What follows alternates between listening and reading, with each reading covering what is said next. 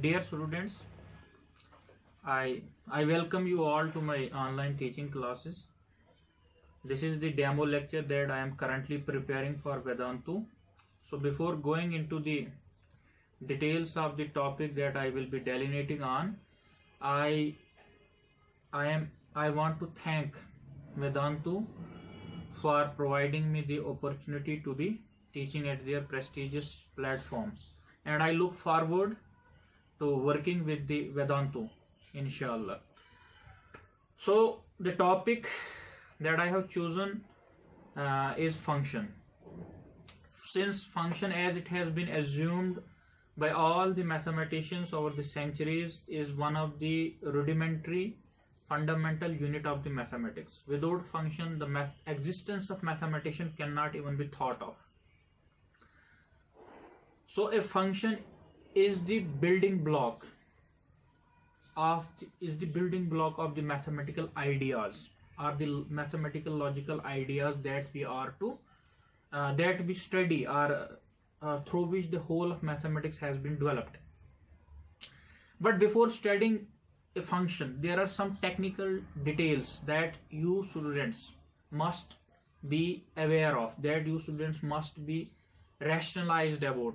That what do we mean by a function, how a function is created, and how do we define the relationship between the sets, and what is a set. Obviously there are some other concepts that involve in the function. Now, first important concept that I will be describing is a set.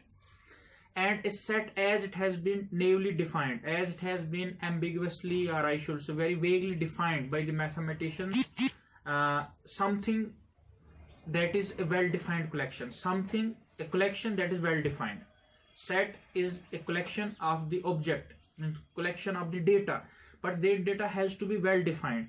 But this term well-defined does not subscribe properly to the concept of a set, because there are sets. If you go for the higher mathematics, if you study higher mathematics, there you will come across the sets, there you will come across the such collections. Those collections are well defined, but they aren't sets. So this is a necessary condition for something to be a set, that is, a collection has to be well defined. So well defined is the word that can be described very simply, that each member of the set has to subscribe to a particular property, has to satisfy a particular property in order to be inside the set. So this is the technique through which a set is defined. And set is the smallest mathematical collection, mathematical object. No further division, no further this means concept, no concept of mathematics can be employed unless you have set, because whole of mathematics, the modern mathematics that we have, has been defined on the set theory, and set is the fundamental unit, that smallest mathematical object. So once the set has been defined, so what is a set? A set is something that has data inside it. One example that I can give you, one intuitive example, the example is set of your family members. Okay, you have mother, you have father, you have sister, you have brother, you have grandfather, grandmother, so all these members, they can be, okay, let the initial alphabet of the relationship that you have with the members, let the initial alphabet of all those members be taken and collected inside a set. So obviously B will come brother, as sister, mother, father, then G grand, GB this GF grandfather, and GM grandmother. So this collection is a set, and the particular property that makes it well defined is member of. So is the member is family member. So each member is what? A family member. So that is a unique property, and that is how the concept of well defined can be intuitively understood, can be intuitively understood for a while.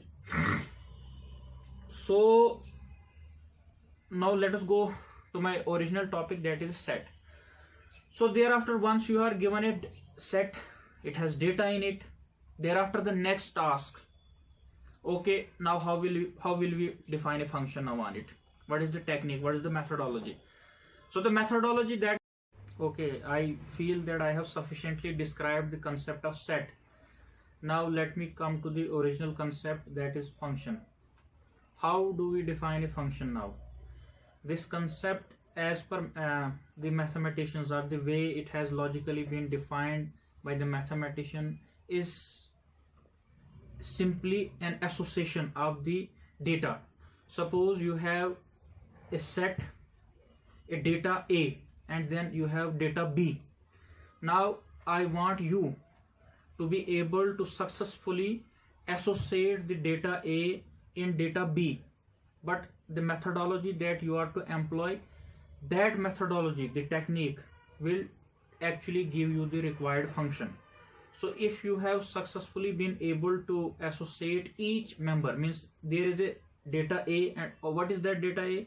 You are to actually organize, or I shall say reorganize the data inside this data A, and somehow reorganizing that data to this data B.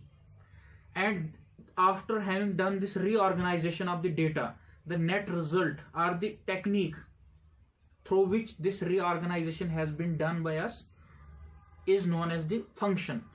But this reorganization is subject to one specific condition when we talk about function. That specific condition is very simple to be understood, logical and very simple. What is that? That when we are to associate the data A, data inside this data A, in this collection data A, to the collection that is inside the data B, we must oblige to one condition, and that is no member of this data A has to be associated to more than two members of the element, two members of the data B, or you can say member as the element. So each member of data A has to be associated to some member, but no single member of this data A can be associated to two members of this data B. If the collection satisfies this specific condition, then that collection, means that rule, that association, technically in mathematics is known as the function. So one of the example that I have described for you people is that here. So here is an example for you people. Here I have chosen a set X and it has data inside it. I don't know what these two, they can be alphabets, they can be real numbers, they can be anything, they can be name of the persons, but anything. Thereafter, how to associate these? Okay, here I have only single data, but I want to define a function.